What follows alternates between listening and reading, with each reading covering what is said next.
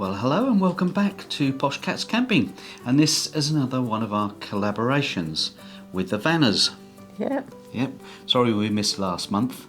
Something must have made us busy to miss that, but this time we're talking about our past to present leisure vehicles and why we changed them.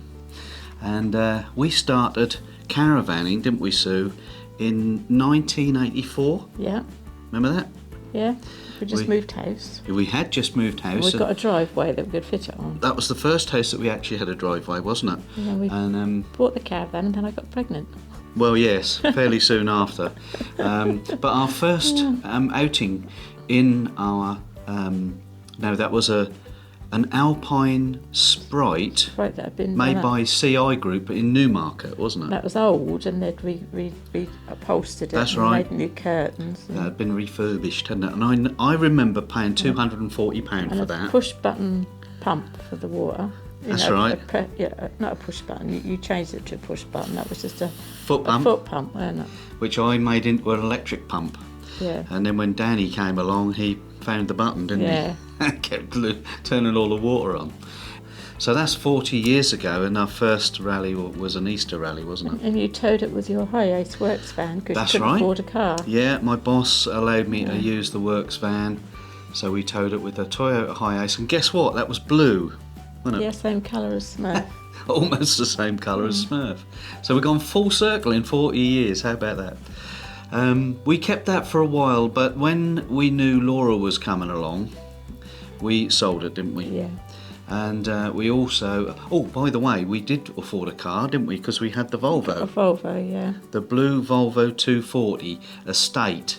And that was a monster of a car, a very, very long car. And I've just found a list that I made, and I've got it on my phone here, of all the caravans that we bought. We've had 10. We've had 10, yes. Yeah. The second one was one... In 1986, we bought an Abbey Suffolk. And that was, I'm trying to think the layout of that was a little rear diner and a front lounge with a washroom and kitchen in the middle. Lovely little van, no idea why we sold it. I think we wanted a bigger one. And the next one in 1990 was an Abbey Oxford. And that was a rear bathroom, rear washroom. One of those smelled of cigarettes, didn't they? That was the Abbey GTS in 1996. I remember the green livery on that. Yeah. We didn't notice until we got home, did we? No. No. The reason I think we changed was really to keep up with the modern things that were coming along. So after the Abbey in 1996, which we thoroughly enjoyed, that was the GTS was top of the range then, weren't it? Even though it did smell of cigarettes. It was only about 3 years old, as I remember. In 2002, we changed that for a Swift Challenger 540. Loved that van. That was a nice layout. That had a dinette. Yeah. Didn't it? Yeah, nice layout, and it had a really generous washroom, so I could get in and out of that because my legs were in crutches and things, weren't they? Little Sophie wants to come up. And so I was sort of wheelchair bound. That was our first new caravan, wasn't it? Yeah, and I was wheelchair bound for quite a few months. We changed that in 2004 for a slightly smaller caravan, because I changed my job, didn't I? And I got a company car. And that got like a burgundy upholstery. That's right. That was L-shaped lounge. Yeah. L-shaped kitchen. Yeah. And washroom. That's right. And a big wardrobe. And that was a Swift Challenger 260, which was only about 14 foot long, I think. Was shorter and it was lighter. And the company car that I bought wouldn't tow the big caravan. So we changed it for the smaller one. And again, that was new, weren't it?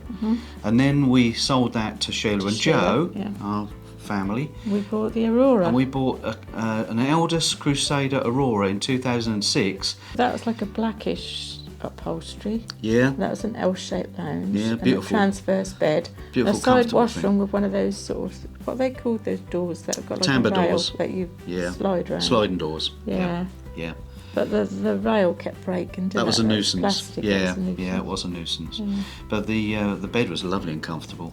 And by this time, caravans were becoming very modern, weren't they? And lots of equipment on them. In 2008, then we bought Eldest Crusader Cyclone. Which was a twin axle. That was a twin axle, and we'd upgraded our car, hadn't we? We'd bought the Range Rover at that point, and I'd changed my job again. We towed this all the way down to France, didn't we? The twin axle, and Nick and Carol, they bought one very similar, didn't they? Bought the Super Scirocco. That's right, with the rear washroom. Yeah, theirs was the rear washroom, and ours was the side one, weren't it? Beautiful. And if I can dig out a picture of our vans together. We had the toilet one side and the shower the other, didn't we? We did. And then an island bed. Yeah. Weren't it? Yeah.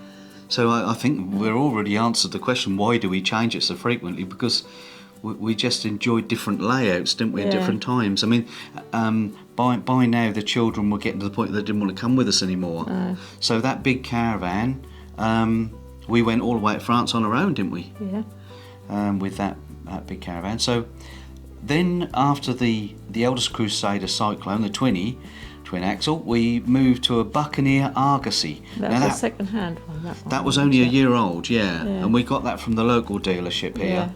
It was mint condition. Because we got fed up of a twin axle because that took up so much. We had to store it. We had to store it off-site. Because it was too big to go on the drive. Too big to go on this drive. We got fed up with that and wanted to put it on the drive again, didn't we? That's right. It was at this house, wasn't it? So we changed it to so we didn't have to store it off-site. But the Buccaneer fitted lovely. But they had a proper porcelain toilet, but you couldn't fit on it and shut the door, could you? Well, you could if you twisted the loo round. You had to move the toilet round every time you wanted to sit on it. Yeah. And the shower was in the corner. You got a sink in the bedroom, hadn't you? Yes. I didn't like that very much, and then so that wasn't ideal. There's a lesson, you know. I mean, you think that a layout might suit you, but it's an expensive mistake if you get it wrong. And although I really enjoyed that van, I really liked that van. It was so luxurious. It got tinted windows all round, hadn't it? Blacked out windows all round. New one. We got another new one after that, didn't we? The Eldest Crusader Mistral. And that was the last caravan we had. That was a bed that you pushed in to make it shorter during the days, and the washroom was behind it, wasn't it? That's right. And that layout is still very, very popular even now. So we kept that until we got persuaded to move to a motorhome, didn't we? In 2017, we got the Swift Bolero, and that was new. What we call Bertie, our Swift Bolero. It was a 724 FB. That was the model number. And we kept that for 4 years until we thought it was time for another change again. Why did we change? Well, we changed it because we had a job to park it, didn't we? We did find it difficult parking, yeah. And I think the final straw was when we were in Derbyshire that time. And I couldn't get me Bakewell pudding. Yeah, Sue didn't get a Bakewell pudding. We must change the motorhome. Driving around trying to find somewhere to park it. Yeah. So we were due a change, I think, and we'd always fancied an IH van conversion, hadn't we? Since we spotted them at one of the shows. We didn't intend to buy it when we did, though, did we? Well, we never do. No, it was just the opportunity was there. We never do. We see the opportunity, and we grab it, don't we? And we've done that with other things, really. But we did like the Crafter. We just fell in love, didn't we? And had to do it. So that's where we are, really. And the reasons why we've changed our vehicles vary from the layout being right for us at the time, the change of technology over the years, and our family situation, wasn't it? Don't forget to click on the link in the description below and watch some of the other YouTubers that are in this collaboration. There'll be a little whirly gig going around here somewhere. And we'll see you on the next one. Thanks for watching. Yeah, thanks very much. Bye. Bye then. Bye.